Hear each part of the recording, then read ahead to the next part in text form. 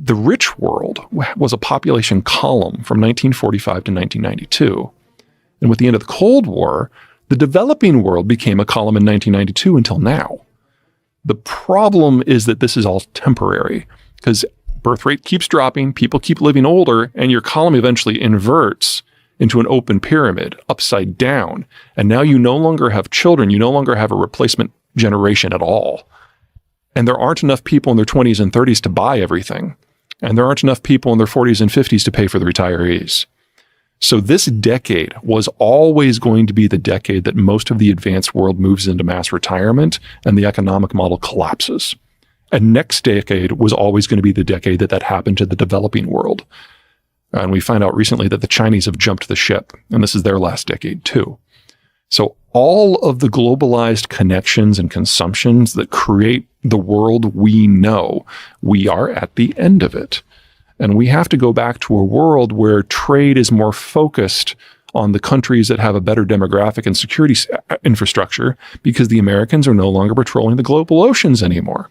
So we're losing the security ramifications of an open system. At the same time, we're losing the demographic capacity to support it in the first place. And that's all going down right now.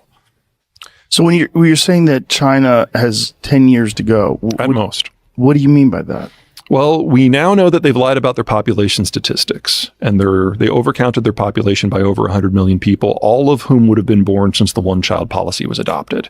So this is one of those places where they've got more people in their 60s and their 50s and their 40s and their 30s and their 20s. Now, what was the logic behind the one child? Was it that they were overpopulating? Mao was concerned that as the country was modernizing, the birth rate wasn't dropping fast enough and that the young generation was literally going to eat the country alive.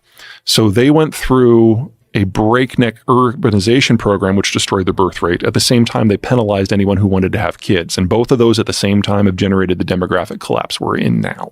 And the problem with that also was that they wanted male children. Yeah, there's a cultural aspect to that too. And obviously men can't have kids on their own.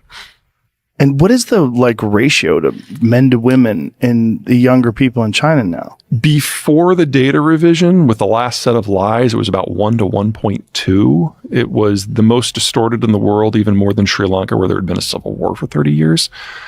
Since then, we don't have good data, but it's undoubtedly worse. And so what are the other problems that they're encountering that leads you to believe that they only have 10 years left? Well, without young people, we've seen their labor costs increase by a factor of 14 since the year 2000. So Mexican labor is now 1/3 the cost of Chinese labor. Their educational system focuses on memorization over skills. So despite $1 trillion of investment in a bottomless supply of intellectual property theft, they really haven't advanced technologically in the last 15 years. Mexican labor is probably about twice as skilled as Chinese labor now, even though it's 1/3 the cost. They've consolidated into an ethnic-based, paranoid, nationalistic cult of personality, and it's very difficult for the Xi administration to even run it because it's not an administration anymore. No one wants to bring Xi information on anything. So, like Putin lied to his face, for example, but last February about the war, saying, why would I invade Ukraine? And you can see in some of the presses, the defense guys in the back of the room, like, they didn't want to say anything because Xi has a history of shooting people he doesn't like. And so the Chinese were the only country that was caught with their pants down when this all went down. The Biden administration is basically taking the trade policy of Donald Trump and running it through a grammar checker and putting it into institutions. So we now have tech barricades that prevent the Chinese from buying the equipment, the tools, or the software that's necessary to make semiconductors. In fact, he went so far as to say any Americans working in the sector have to either quit or give up their American citizenship. Every single one of them either quit or was transferred abroad within 24 hours. So the tech system is stalled. They don't have the young people to go consumption-led. They're completely dependent on the U.S. Navy to access international trade. They are the most vulnerable country in the world right now. And based on how things go with Russia, we're looking at a significant amount of raw materials falling off the map, specifically food and energy. And the Chinese are the world's largest importer of both of those things. So there's no version of this where China comes through looking good. And the challenge for the rest of us is to figure out how do we, in as smooth and quick as a process as possible, figure out how we can get along without them, because they are going away.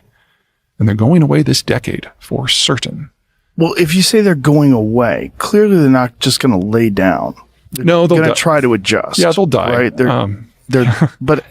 But how so? Do you think this is because, like, what is, other than, well, here would be a big problem, right? Taiwan.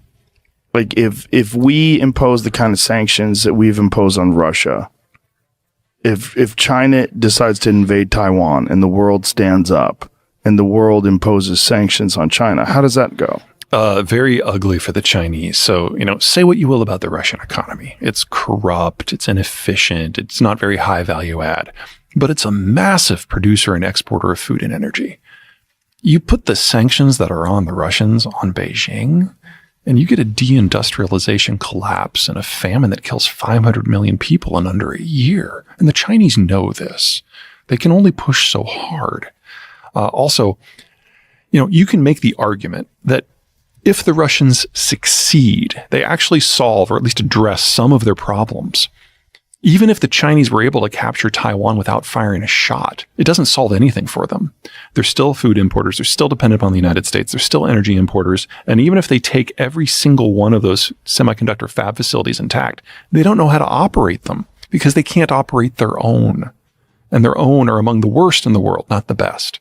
The only reason, in my opinion, to be concerned about a Taiwan war is because Xi has so isolated himself that when one person is making all the decisions and that one person refuses to access information to make the decisions, strange stuff happens.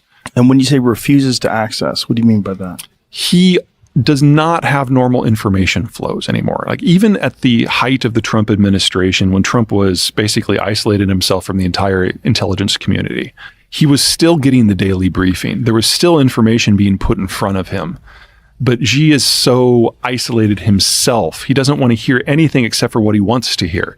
And since no one knows what the status of the conversation with the voices in his head in on any given day, no one wants to bring him anything unless they're ordered to. How do we know this about him? Because there's no one to listen to anymore. That's one of the fun things about Russia versus China right now, is that the Russian information security is so poor that American intelligence is literally listening in on everything. But in China, we can hear into the office, but there are no conversations happening. What do you mean by that? What do you mean? Like, so no one talks to him about anything? Anything. If you look at So he's just terrifying to people. Yeah, exactly. Because he murders dissidents. He murders anybody that... He doesn't murder everyone, but there's a lot of people in prison. And there's also a lot of billionaires that got disappeared, right? And any dissent. Yeah, you're either executed or exiled, intimidated into silence. There's a variety of options. And if you look at the third party Congress that we had late last year, that's when they select the Politburo. Everyone on the Politburo now is a personal flunky. There is no one from a different faction. There is no one that has a history of being competent. And what is their plan?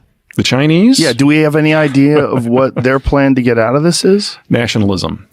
If you know that the economic situation is going to go to pot, then you have a couple of options. Option one is you try to cut a deal with a country that can help you out, but the only country that could do that is the United States. And the sort of strategic surrender that the Americans would require is not something that the Chinese would accept. So think about Germany in 1946. That's the scale of support and control that the Americans would insist upon for giving the Chinese a lease on life. But if you go with nationalism, give people a non-economic reason to support the state. So even if you lose your job, even if you can't feed your family, I'm Chinese, I'm Han, that's enough. That has been the strategy for the last couple of years. Will it be enough to preserve the CCP? Too soon to know. And they're also they're in the middle of the worst aspect of the pandemic for them ever. Yeah. Now, which is very strange for us because we're on the other end of it, right? So what happened over there? Well, let me start by saying I think it's safe to say that no country has really figured out how to handle this well. Right. Second, I will say there are 7 different variants circulating in Beijing right now, or in China right now. 3 of them did not exist 2 or 3 months ago. And it takes about 6 months of data for you to get good information on the R0 and the lethality. So we just don't know. And then third, in part because of Xi, when you're a one-man state, all policy and all authority starts and stops with you. And unless you're providing very clear guidance on everything, which is impossible for one person to do for a whole country, especially one the size of China, the bureaucracy either goes into automatic or does nothing. Well, right now it's doing nothing. So the data decisions in China are not to gather data and figure out what we can do. It's to, instead of gathering data and lying about it, we're just not going to gather any data at all. So we're not going to know how bad these strains are until they get out of China and circulate in the rest of the world for 6 months. So the lowest fatality estimate that I have seen that I consider credible is that they're going to lose 1.5 million people. Just from COVID. Just from COVID. That assumes no broader breakdown in the health system, which we are already seeing. And is this because they don't have natural immunity because That's of part of it. The rigid lockdowns that they encountered? Yeah, exactly. From a plus point of view, they did keep the virus out of the population for almost 3 years. So no one has natural immunity. But we also know that their domestically generated vaccines aren't great. And most of the countries that used them in order to get their kind of first batch then moved on to a Western model that worked better. So they had a twofold problem. They did not have vaccines and they didn't develop natural immunity. And now everyone's getting hit all at once with a virus that has at least 50% more communicability than the measles. And their overall health is worse than ours. Diabetes as a percentage of the population is higher. They don't have a critical care system like we have. And their hospitals are really their only line of defense. They don't have a clinic and a doctor system in the towns like we do. And what about nutrition education and the understanding of... Yeah, it's...